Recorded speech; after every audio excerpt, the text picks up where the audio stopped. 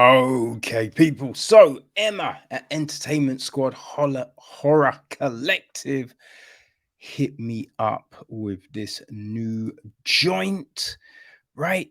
It is Chad Gets the Axe. It is directed by Travis Bibbel, who co-wrote with Kemerton Hargrove. The film is produced by Francis O'Hanlon, um, Hargrove, and Bibbel. It's associate produced by Spencer Harrison Levin and line produced by Eric Gibson. Right, we got Brian Denning on the music, Rob Senska cinematography, Bibble and JC Dola edit the piece. Production design is Reese Rock. Makeup, we got Lisa O'Neill. Sound mixing is Brett Ulery. Visual effects is JC Dula. And our cast. Well, Steve, Spicy Steve, is played by Michael Bonini. We got Jennifer, played by Tanisha Figueroa. We have got Chad, played by Spencer Harrison Levin. Spencer is played by Cameron Vitosh. There's Trent, played by Ryan Anthony Williams. Craig is Rue Benjamin Revolver. Elise is played by Ali Porter. Burrows, played by Terry J. Nelson.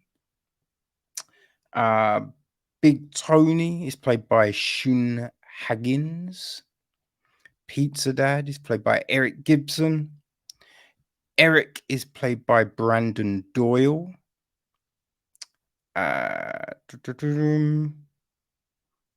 Yeah, that's basic. They're the main they're the main crew, right? The gist of the story now.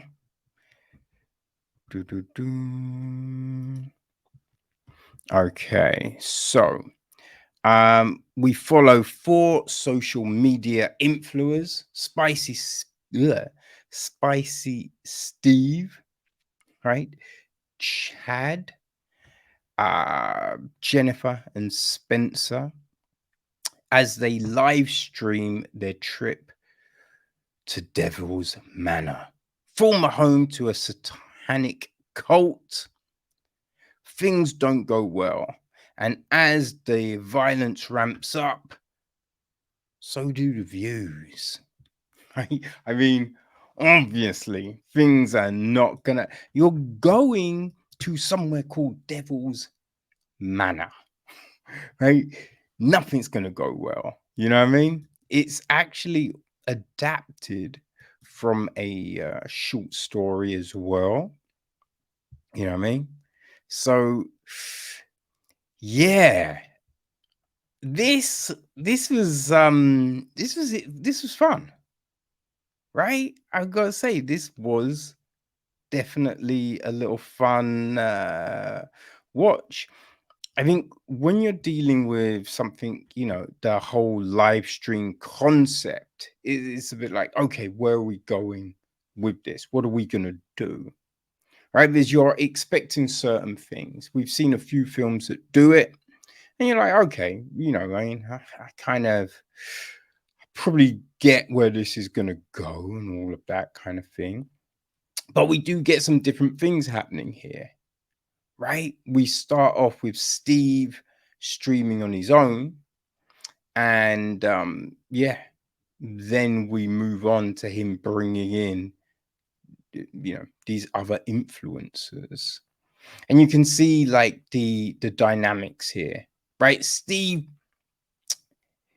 I think it's obvious, like he's not maybe the most popular of streamers, right? Chad is the one with the most views, right? But Jennifer and Spence together, Spenifer, right? They're racking them up.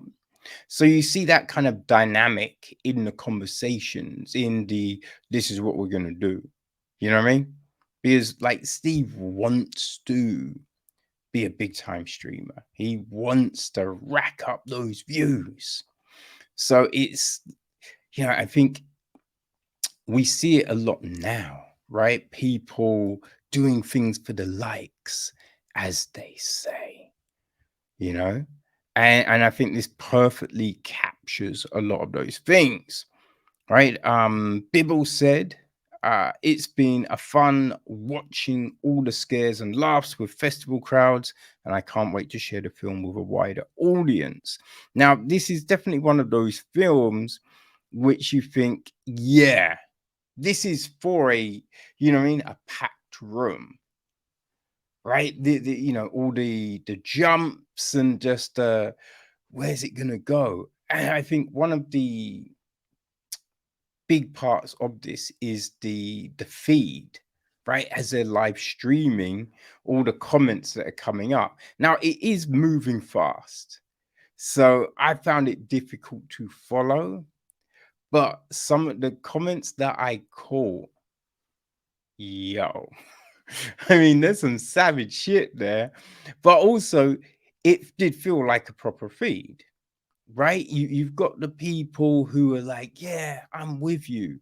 Then obviously the people are just like, you suck, you're an asshole, or oh, I prefer Spenifer, you know what I mean? Steve's a pussy, right? Just all of those things coming up. So it did feel like it was, you know, how you see those things, like comments on all social media platforms just being as crazy as they are. Yeah. And I thought the acting was good. Like we did feel like we got a sense of everyone's character. There were certain people who we were with more than others, but I think everyone had a distinct character. You could, I wouldn't say anyone was just a bit like, I mean, bit cardboard. We didn't really get much from. No, I think everyone, no matter how much time they got, we definitely got a good sense of who they were. So that was great because we know those people. We've seen those people. So that worked perfectly, because this is being shot on the iPhone, right? So everyone's phone and they're streaming so you are getting some dark scenes, shaky cameras, all of that, which you know gave you that feel, right? Gave you the vibe of we are in this crazy situation. We are following people around, right? So I think all in all, this did work. This definitely worked. I mean, there were certain bits, right, which I definitely thought made you jump more than others, right? I think there was bits that you like, wait, did we just see something there? Like, because there's some bits in the dark, you're like, yo, did we just, huh? I mean, it was definitely, a bit by the pier, which was crazy, but there was a scene in the car, which that got me the most. That really got me the most. So that was fun, right? And we also get the story going in a few different directions, things happening which you weren't expecting, which then made you go, okay, so how are we then gonna move from here? Right? Everything, I was gonna say everything felt logical.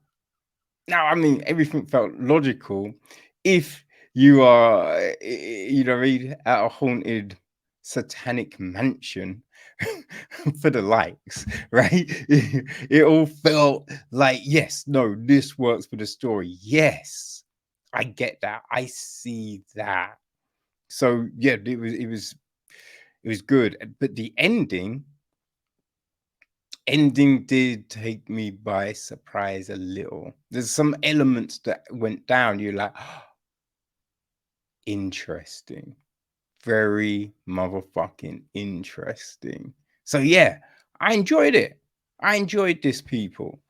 You know, tonally, acting, you know, in all the vibes, right? The effects were great. You know, you definitely got you thought that cuts were cuts and, you know, just all of that kind of thing. I think it worked. Definitely worked. You know, I'm not going to be buying any of Spencer's albums, but yeah, the music, I mean, the music worked for the characters, right? There's certain songs you'd be like, oh, it's so obnoxious. So obnoxious. And you'd be like, obviously that motherfucker's going to have that as their theme. Okay, yeah.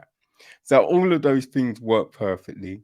I would say, right, if you are a fan of stuff like Host, right? Remember Host that came out the start of the pandemic? You know, we got Shook, right? That dropped, I think, the year before that. You know what I mean? We actually spoke to the director. So yeah, you should go check that out. So yeah, if you liked Host, if you liked Shook and Deadstream, all on Shudder, people, right? If you enjoyed all of those, I definitely think Chad Gets the Axe is going to work for you, you know? So, yes, that is my barometer for this one, and it will be available on the 1st of September, right? On all your favorite VODs. So, people, Chad Gets the Axe. Chad Gets the Axe. Find out what happens to Chad, Steve, Jennifer, and Spence on the 1st of September. Oh, bum, bum, bum.